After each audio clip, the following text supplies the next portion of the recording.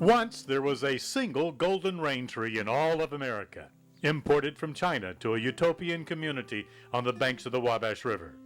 New Harmony now has scores of rain trees, which in late June and early July burst with yellow branches of beauty and bees. It was this ancient plant that inspired the name Raintree County. Well, if it's not the hero of Raintree County. You're getting all spruced up. Raintree County is best known as a movie, but it started out as a book, which in terms of scope, intent, and impact on the author, may have been the most significant novel ever written by a Hoosier. I'll explain that in a minute, but first a little background. Bloomington is where the book starts because the author began writing it in this Bloomington house. Ross Lockridge Jr. grew up in Bloomington, as did his son Larry, who wrote about the making of the book and the death of his father. Ultimately, I find it an affirmative story of someone who gave everything, who in a sense died for a book. Gonna take a sentimental journey. This was another Indiana town on a river, Madison, near the end of World War II, when many people thought Indiana was the heart of America, and when Ross Lockridge Jr. thought a book about Indiana could be the great American novel, no less than a spiritual testament on American culture. And that included religion, but so many other issues, politics, feminism, racism, which he thought of as the mental illness of America. Raintree County is a complex but optimistic portrait of small-town Hoosier life in the mid to late 1800s.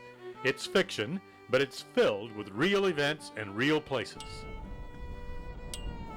The town of Strawn in Henry County hasn't changed much since Ross Lockridge Jr. renamed it Waycross and made it the main setting of Raintree County. The author's maternal grandfather, John Wesley Shockley, lived in this house in Strawn and worked as a schoolmaster here. He became John Shaughnessy, the protagonist of the novel.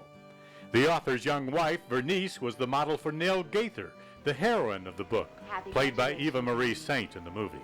Thank you. Today, you can find John Shockley's grave in the town of Louisville, but you'll find mostly weeds in the old Messick Cemetery, where other family members reflected in the novel are buried, including the insane Susanna Duke, who became the Southern belle Elizabeth Taylor played in the film. Tell me about the Raintree. Where did you hear about that? Do you think you'll ever find it? The sounds of the typewriter his father used in the writing of Raintree County are Larry Lockridge's first memories. The book was a bestseller, but it was also controversial. The erotic element of Raintree County was quite shocking to many people in its day. Several book vendors actually got arrested for selling Raintree County, and the author's own mother, to whom he had dedicated the book, may have been one of the people disturbed by it. The criticism hit Lockridge when he was already reeling from a struggle with the publisher over the length of the book. He cut a large section, the so-called dream section, and that to him was a great defeat. On the Indiana University campus near the old well house, there's a stone bench that's been there for 60 years. It's where the Lockridge family posed for a publicity photograph before the author fell into his own deep well of depression. Only his wife knew why Lockridge began avoiding people, withdrawing even from his own children. He seldom left his Bloomington house and didn't seem to care about his newfound wealth and fame. He made just a handful of book signings, all close to home, including this one in Indianapolis, where the last picture of him was taken. 6 weeks later, and just 2 months after publication of Raintree County, Bernice walked out to their garage one night and found it filled with smoke from a running car, and her 33-year-old husband in the car's back seat, dead.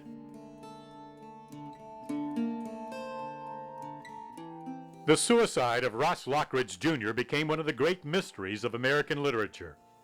It wasn't until Larry Lockridge wrote his biography, published in 1994, that the public learned that many things had converged to bring about the author's death, including a family history of depression and the burden of sudden fame. Farewell now, Indiana. One of the many ironies in this story is that Ross Lockridge Jr. ended up rejecting his novel, telling Vernice to close the book when she started to reread it just before his death.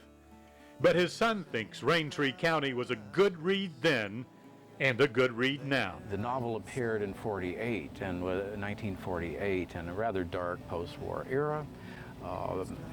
It was thought to be something that could rejuvenate a culture.